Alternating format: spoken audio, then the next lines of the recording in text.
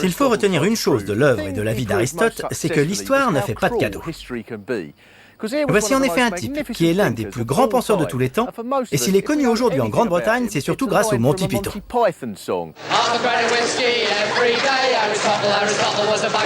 C'est un peu comme si, dans 2000 ans, on demandait aux gens ce qu'ils pensent du physicien Stephen Hawking, et qu'ils vous répondaient « Ah oui, je le connais, il paraît qu'il avait une sacrée descente ».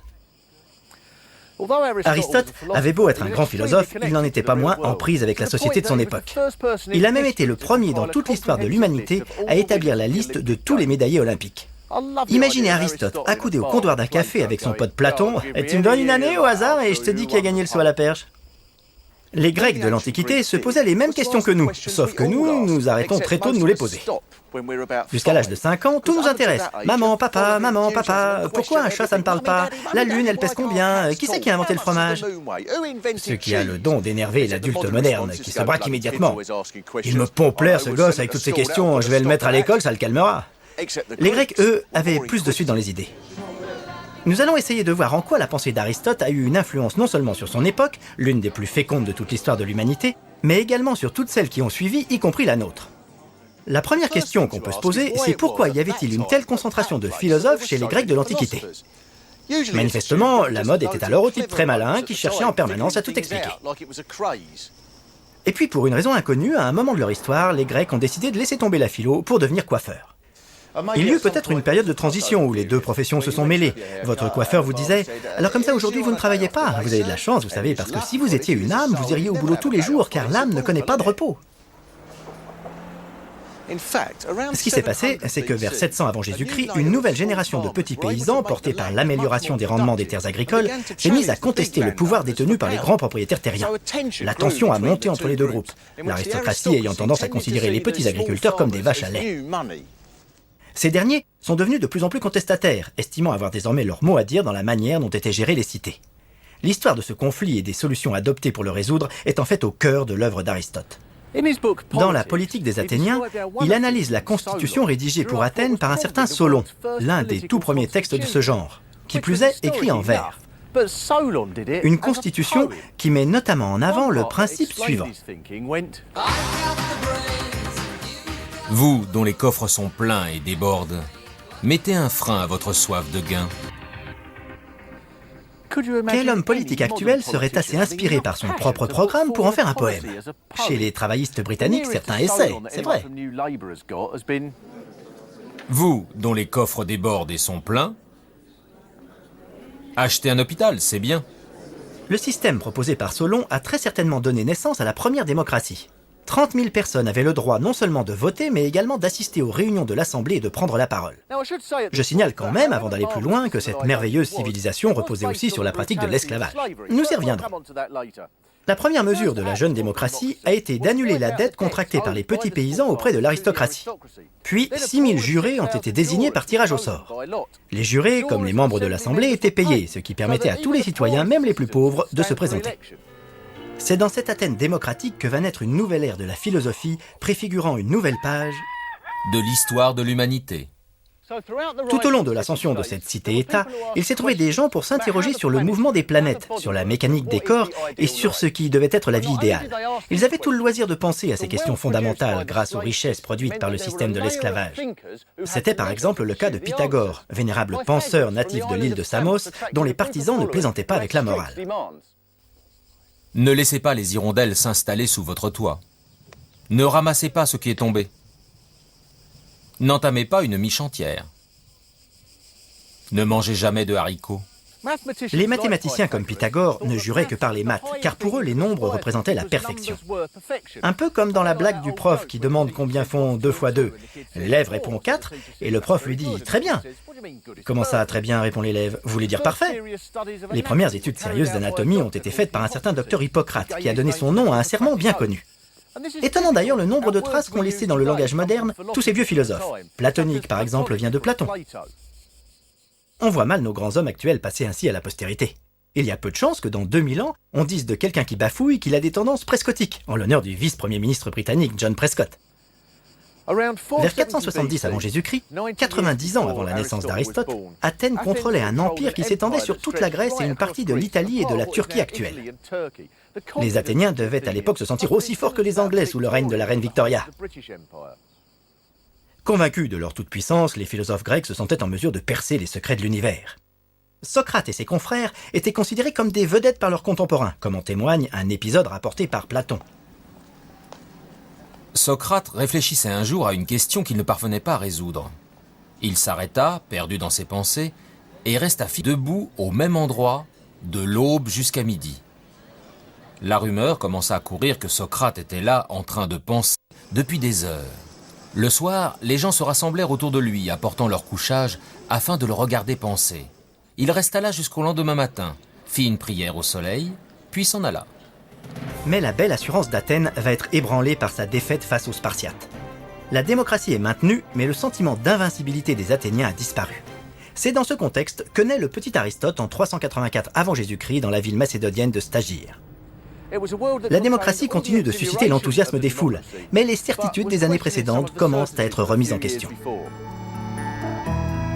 Nous ne savons pas grand-chose de la vie privée d'Aristote. Tout cela remonte quand même à près de 2400 ans. Nous savons qu'il était probablement marié, ce qui ne nous dit rien de ses goûts sexuels. Quelles étaient ses passions, ses plats préférés? Nous n'en savons rien.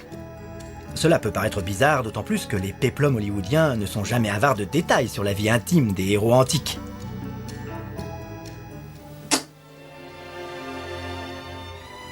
Qu'est-ce qui se passe, mon chéri? C'est à cause de Platon. J'ai travaillé toute la nuit et je n'arrive pas à faire d'aussi beaux triangles que lui. Je ne serai jamais le plus grand philosophe d'Athènes. Mais si, mon Aristote, mais si. Si seulement tu arrêtais 2 minutes de t'interroger sur l'universalité du principe du changement au sein des êtres pour me regarder de temps en temps, tu comprendrais combien je t'aime.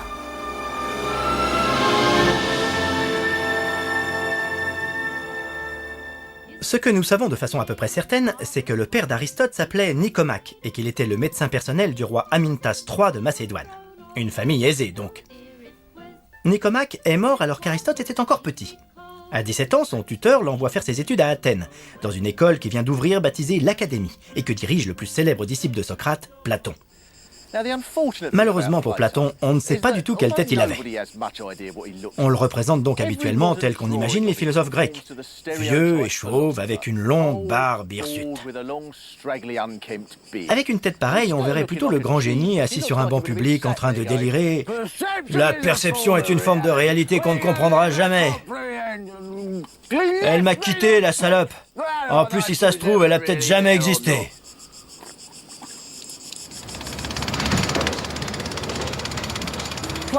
Platon méprisait totalement les gens qui travaillaient et qui étaient donc accaparés par la trivialité du quotidien.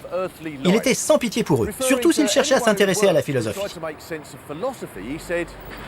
Ils sont pareils à un petit malfrat au crâne chauve, à peine sorti de prison, qui est passé au bain et a mis ses beaux habits pour épouser la fille de son maître. Comment une telle union pourrait-elle produire autre chose que de méprisables bâtards ? Un point de vue tellement en avance sur son temps qu'il faudra attendre notre cher Philippe, duc d'Édimbourg, pour qu'il soit de nouveau exprimé. Ce qui intéressait essentiellement Aristote chez Platon, c'était son étude de la perception que nous avons du caractère unique des choses. Platon estimait par exemple que la notion de lit nous permettait de reconnaître un lit, quel qu'il soit, même si celui-ci était complètement différent de ceux que nous avions vus auparavant. En fait, dans la réalité, il n'y a pas deux lits identiques. Qu'est-ce qui fait qu'un objet donné est un lit ? Platon considérait qu'il devait exister quelque chose, un ensemble de règles définissant le lit idéal. Mais que ce lit idéal, qu'il appelait la forme du lit, n'existait pas dans le monde matériel et n'était qu'un concept invisible. En résumé, on peut imaginer le lit parfait, mais pas question d'y piquer un roupillon. Même chose pour tous les concepts. La perception du beau, selon Platon, n'est pas la même pour tout le monde. Mais il doit bien exister une notion de beauté intrinsèque, parfaite, à l'état de pur concept. Platon estime que le monde que nous voyons n'est qu'une copie imparfaite d'un monde conceptuel, qui n'est accessible qu'à ceux qui sont prêts à consacrer leur vie à la contemplation et à la philosophie. Pendant 10 ans, Aristote a été considéré comme l'élève le plus brillant de Platon. Mais peut-être y a-t-il eu de l'eau dans le gaz entre les deux hommes. Car à la mort du maître en 347 avant Jésus-Christ, Aristote voit le poste de directeur de l'académie lui passer sous le nez.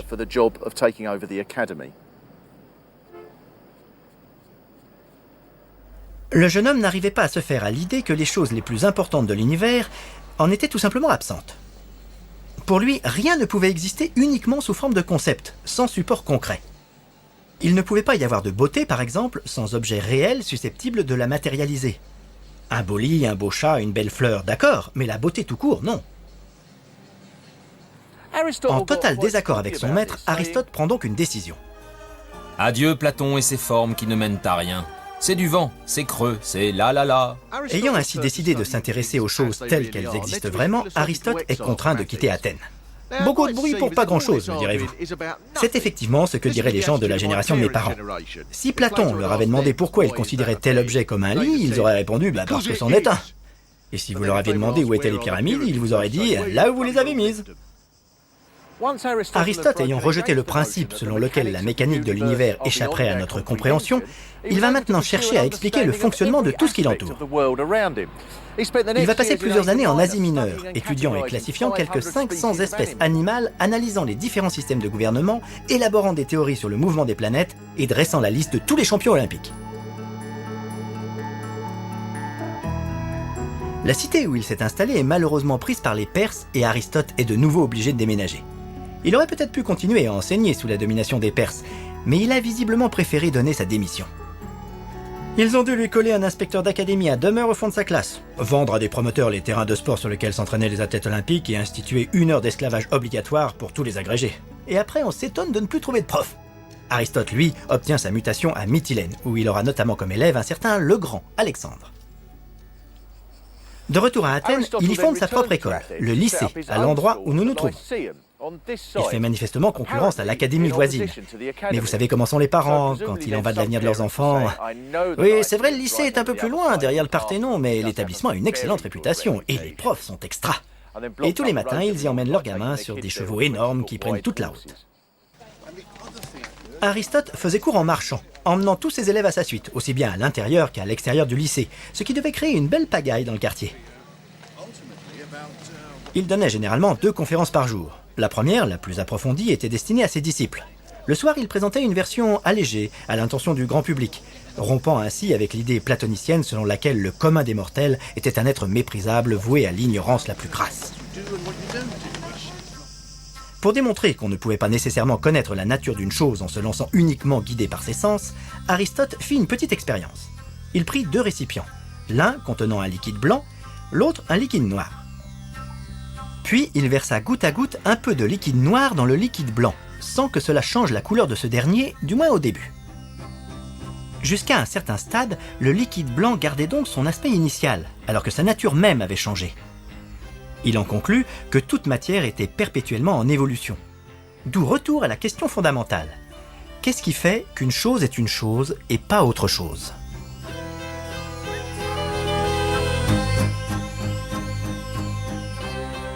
Une pomme, reste-t-elle une pomme quand elle pourrit ? Quand exactement une organisation cesse-t-elle d'être ce qu'elle était ? À partir de quel moment devient-on quelqu'un d'autre ? Je suis un jour allé voir les Four Tops en concert. Le groupe ne comptait plus un seul des membres fondateurs. Ai-je vraiment vu les Four Tops ce jour-là ? Je n'en sais rien. Pour Aristote, toute chose est dotée d'une essence, d'un principe immanent d'organisation, qui est immuable et qui détermine son existence du début à la fin. Un être humain peut changer d'aspect ou de corpulence, mais il conserve toujours en lui quelque chose d'essentiel. Prenons un exemple au hasard, Noel Edmonds, animateur de radio, puis de télévision, chouchou des médias et électron libre de la politique britannique, il reste ce qu'il a toujours été, un sinistre bouffon.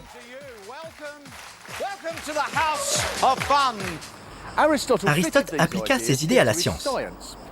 En s'émancipant du principe selon lequel toute chose n'était que le reflet d'un dessein divin, il se mit à analyser le monde matériel, cherchant à mettre en évidence l'essence de chaque chose. Il établit pour commencer que toute matière était composée de 4 éléments. Le feu et l'air, qui avaient tendance par leur nature même à monter vers le ciel, et la terre et l'eau, qui avaient vocation à aller vers le bas. Il découvrit, en disséquant des poulets, que le cœur était la pièce centrale de l'organisme. Il s'intéressa à l'argent, un bon système selon lui, à condition que la somme versée corresponde à la quantité de travail consacrée à produire l'objet dont elle permet l'achat. Ce qui fait d'Aristote le père spirituel de Karl Marx.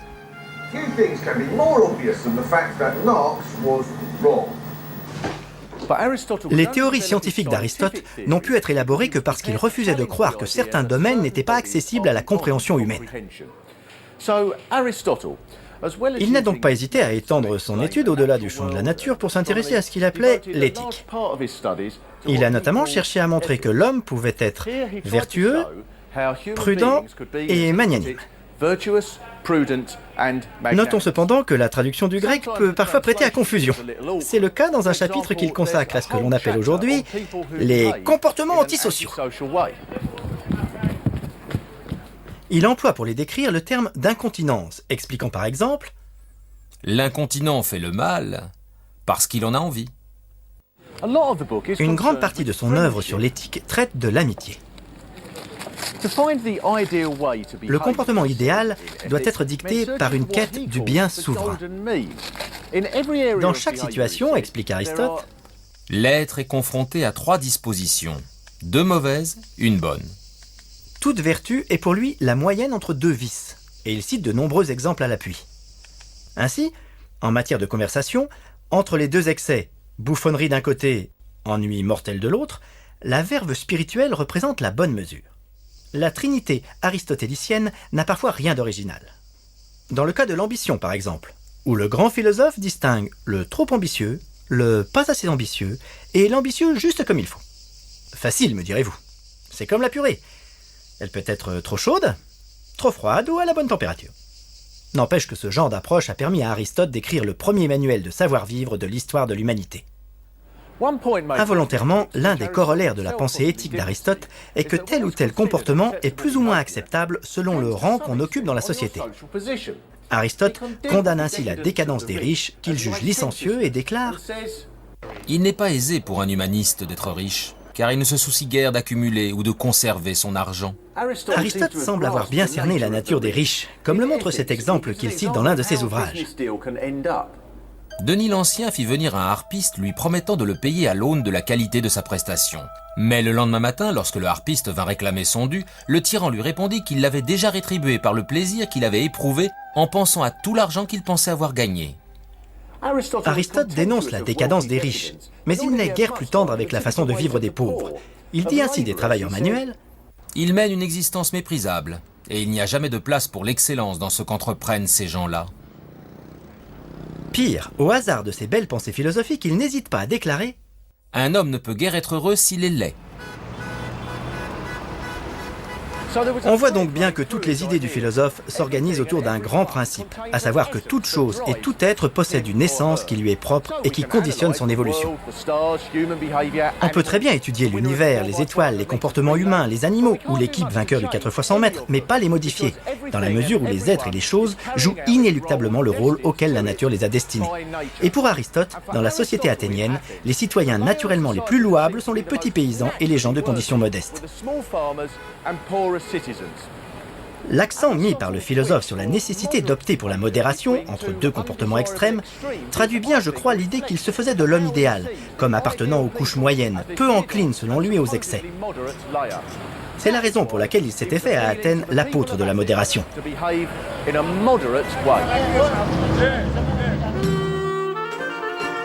Les Athéniens avaient besoin d'un code de conduite. Ils avaient bien des tribunaux, mais pas de droit écrit. Notre pauvre harpiste n'avait aucun moyen d'attaquer en justice Denis l'Ancien. Et vous n'aviez aucune chance de rencontrer dans les rues de la cité un avocat vous demandant « Excusez-moi, avez-vous récemment été victime d'un accident ?» L'éthique d'Aristote constituait une tentative visant à doter d'un code moral et légal une société idéalement tempérée. Les idées du philosophe sont clairement exprimées dans ce qui n'était à l'origine qu'une note au sein de son œuvre générale, mais a fini par constituer son plus célèbre traité de politique. Il s'intéresse pour commencer à l'esclavage. Le terme utilisé pour désigner un esclave dans la Grèce antique signifiait littéralement « instrument doué de la parole ». Un esclave n'avait pas le droit de respirer sans autorisation. Le philosophe Posidonius nous apprend qu'une esclave qui accouche peut très bien retravailler le jour même. Quelle aubaine pour les bourgeoises modernes perpétuellement débordées. Comme la nature est bien faite. Nous voulions donner sa journée à la bonne pour son accouchement, mais je suis tombé sur un livre de Posidonius qui dit que, philosophiquement parlant, c'est beaucoup mieux qu'elle fasse le parquet ce jour-là. Il faut aussi savoir que le témoignage d'un esclave n'était pas recevable devant les tribunaux, sauf si celui-ci avait été torturé au préalable. À noter que s'il avait été trop abîmé par ses tortionnaires, son maître avait droit à une indemnité. Aristote justifie l'esclavage en disant que c'est une chose toute naturelle, qui est dans l'intérêt de tous, dès l'instant où chacun accepte de jouer le rôle que la nature lui a attribué. Certains sont destinés par la nature à être seigneurs et maîtres, tandis que d'autres, qui ne sont aptes qu'au travail manuel, sont par essence des esclaves. Preuve de ce qu'il avance. Il est également dans le dessein de la nature de distinguer jusque dans leur physique les hommes libres des esclaves. Ces derniers sont généralement d'une force qui convient à leur emploi, tandis que le port altier des premiers les rend impropres à toute tâche servile. Très pratique. Je vous donnerais bien un coup de main, mais mon port altier m'en empêche. Dans son traité de politique, Aristote cherche à appliquer sa pensée au gouvernement d'Athènes. Il s'efforce donc de déterminer l'état naturel de chacun et les mécanismes permettant de maintenir tout le monde à sa place. Selon lui, la femme est comme l'esclave, un être inférieur qui doit se contenter du rôle que la nature lui a attribué. Pour être juste, rappelons quand même qu'il approuve le poète Hésiode lorsque celui-ci déclare que pour créer un foyer, un homme a besoin d'abord d'une maison, puis d'une femme, enfin d'un bœuf. Aristote poursuit en disant « La femme doit se marier vers l'âge de 18 ans et l'homme vers 37 ans, afin que leur pouvoir de procréation décline ensuite simultanément. » On notera avec intérêt qu'il avait environ 37 ans lorsqu'il a écrit ces lignes. Salut les filles! Pas mal. Aristote estimait en outre que les bébés devaient être conçus en hiver, les vents du nord fortifiant ainsi leur organisme. On imagine les fiers à bras de l'époque. Moi, mon pote, j'ai été conçu en pleine tempête de neige. Mais en politique comme en éthique, s'il ne voit rien à redire à l'esclavage et au statut inférieur de la femme, il n'a pas de mot assez dur pour les riches. Certains pensent que le but unique de leur existence est d'accroître leur fortune sans limite. Ils transforment toute qualité et tout talent en un moyen de s'enrichir, ne cherchant qu'à vivre et non à vivre bien. Il convient donc d'avoir toujours à l'œil le groupe social le plus prospère du moment et de ne laisser personne trop s'élever au-dessus des masses. Les pauvres sont totalement inaptes au pouvoir, car ils sont jaloux des riches et ne peuvent donc pas gouverner équitablement. Mais les riches n'en sont pas plus capables, car ils cherchent surtout à préserver leur fortune. Pour Aristote, la solution est de tout faire pour renforcer la classe moyenne, afin de mettre fin aux dissensions engendrées par les inégalités.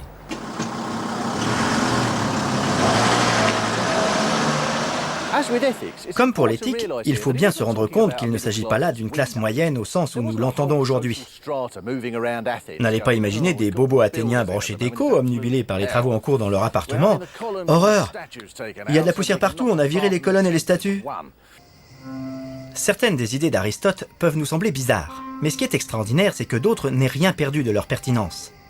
Quand on pense qu'elles ont été formulées il y a 2400 ans, à une époque où les gens croyaient aux oracles, ces organismes qui vous permettaient de demander conseil aux dieux par l'intermédiaire d'une prêtresse spécialisée, qui vous transmettait la réponse à charge pour vous de la décrypter.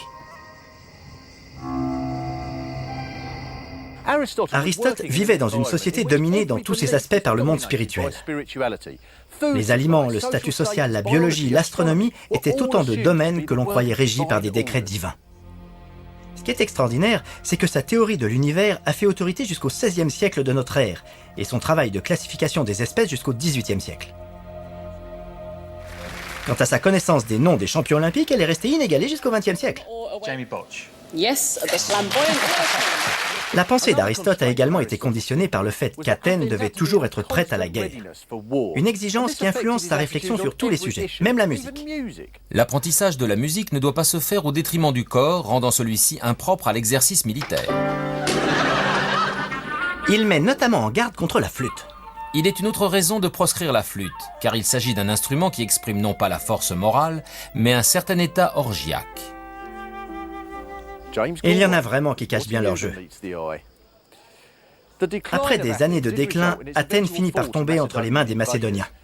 Mais à la mort d'Alexandre le Grand, on va assister à une réaction anti-macédonienne du genre « Ouais, ils nous envahissent. En philo, c'est eux qui prennent tout le boulot. » Aristote est accusé d'impiété, comme l'avait été avant lui Socrate, pour qui l'affaire s'était mal terminée. Il décide donc de quitter une nouvelle fois Athènes.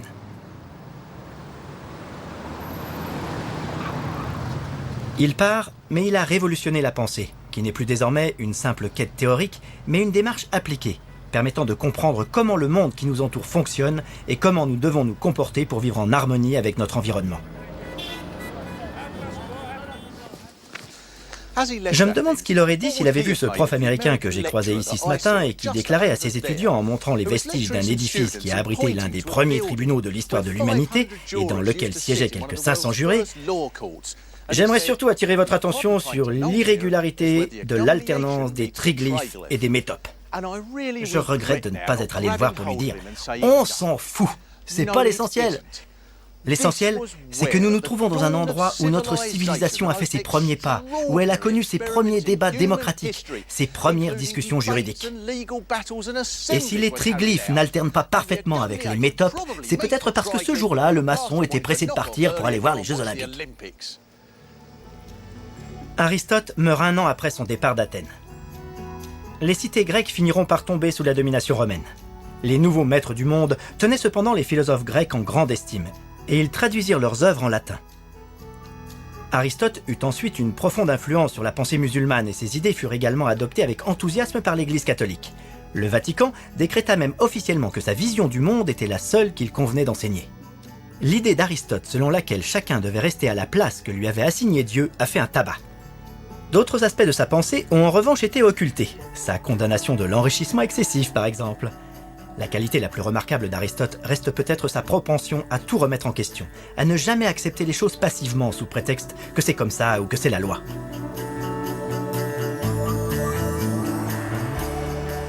Et comme Aristote considérait que tous les éléments de l'univers étaient liés entre eux, s'interroger sur une chose l'amenait à s'interroger sur tout un ensemble de choses.